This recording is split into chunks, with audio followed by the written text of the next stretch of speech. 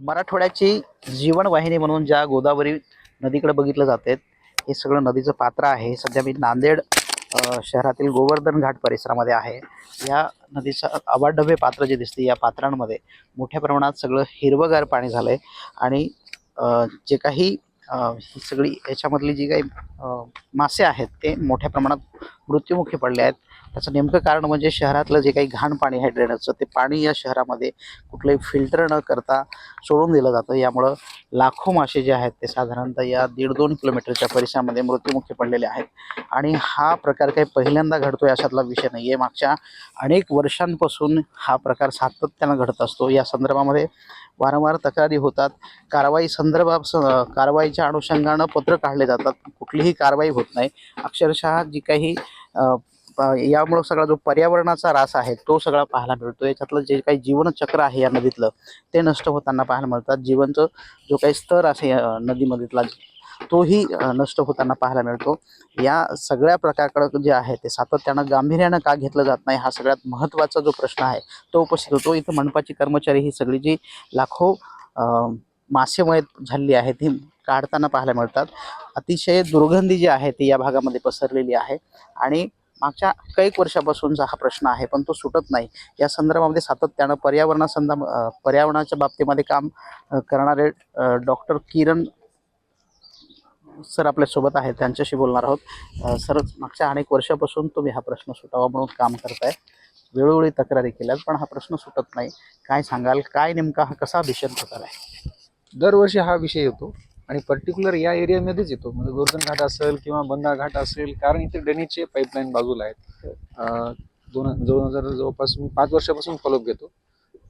5 ते 6, 7 ते 8 जवळपास आता चेंबर बंद आहे, पण जे काही चेंबर ओपन आहे ते चेंबरचं ड्रेनेजचं पाणी सरळ नदीमध्ये येते.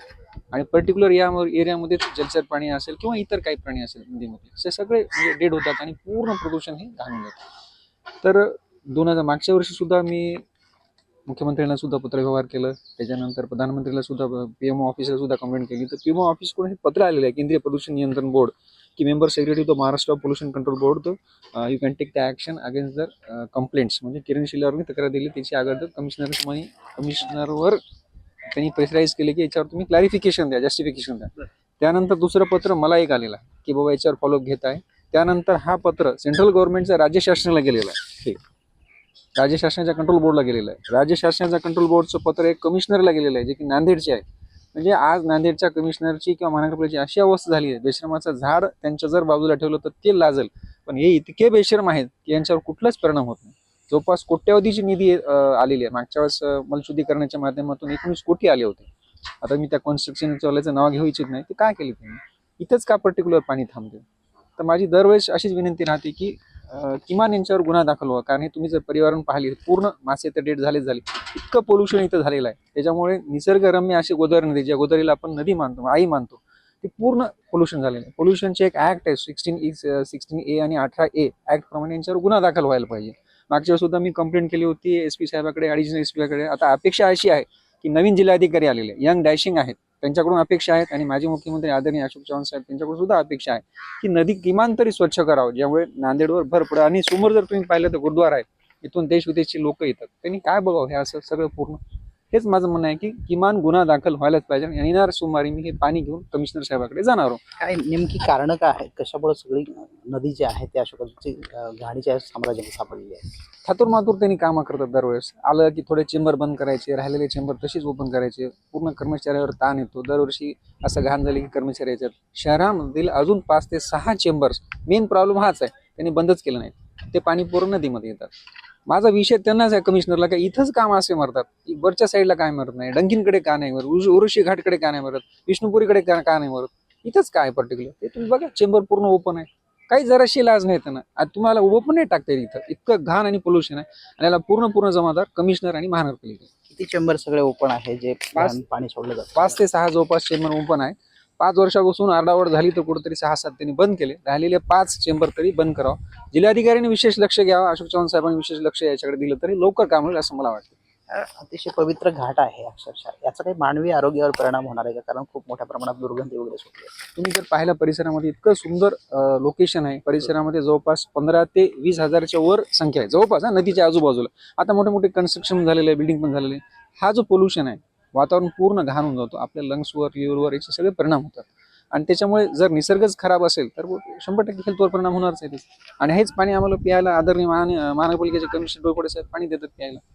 सेंट्रल बोर्डाने काय म्हटलं नेमकं? सेंट्रल बोर्डाने ऍक्शन घ्यायला सांगितलं, राज्य शासनाला सांगितलं. ते माझ्याकडे पत्र आहे की ताबडतोब हे जे काही सीवेज आहे, किरण शिलेवार यांची ही तक्रार आली त्याचे निवारण करा आणि किरण शिलेवारला रिप्लाय द्या, राज्य शासनाला द्या आणि केंद्र शासनाला द्या. मग त्यांनी राज्य शासनाने कमिशनरला पत्र दिले.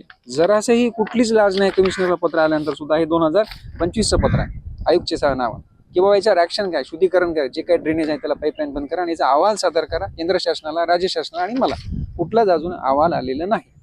मोठ्या प्रमाणात पैसे येतात आणि इकडं अशा पद्धतीचं सगळं घाण साचले, प्रदूषण होते. मग पोल्युशन बोर्ड काय करतं महाराष्ट्राचं नेमकं तुम्हाला काय वाटतंय? फक्त नदी जेव्हा प्रदूषण होते तेव्हा त्यांना फक्त जाग येतात, थोडं सॅम्पल घेतात, हा पाणी ठीक आहे म्हणतात आणि निघून जातात. कधी नाही. नियम असा आहे की महिन्याला एकदा त्यांना पाणी टेस्ट करावं लागते, सराउंडिंग एरिया चेक करावं लागते. Water pollution board, control board कुठं आहे हे सुद्धा नांदेडच्या लोकांना माहित नाही. सिडकोच्या परिसरामध्ये कुठेतरी आहेत. आणि काय मला माहित नाही कधी येतात नाही. फक्त बातमी आली पेपरला तर ते येतं. पण फार अत्यंत चुकीचं आहे. एवढं नदी आपण ज्या आई मानतो एवढं प्रदूषण होऊ नये ही अपेक्षा आहे. जी काही परिस्थिती झाली ना त्याची अत्यंत वाईट आहे. याचा मानवी आरोग्यावर सुद्धा मोठा परिणाम होतो. आणि असं असताना सुद्धा महाराष्ट्र पर्यावरण नियंत्रण जो काही बोर्ड आहे तो बोर्ड मात्र झोपेचं सोंग घेतल्याचं पाहायला मिळतं. सातत्यानं कारवाई करावी अशी मागणी होते आणि त्याच्या संदर्भातलं सेंट्रल बोर्डानं पत्र दिल्यानंतर सुद्धा कारवाई होत नाही. ही खूप धक्कादायक अशी बाब आहे. व्हिडिओ जर्नलिस्ट गणेशसह गजानन देशमुख, TV9 मराठी, नांदेड.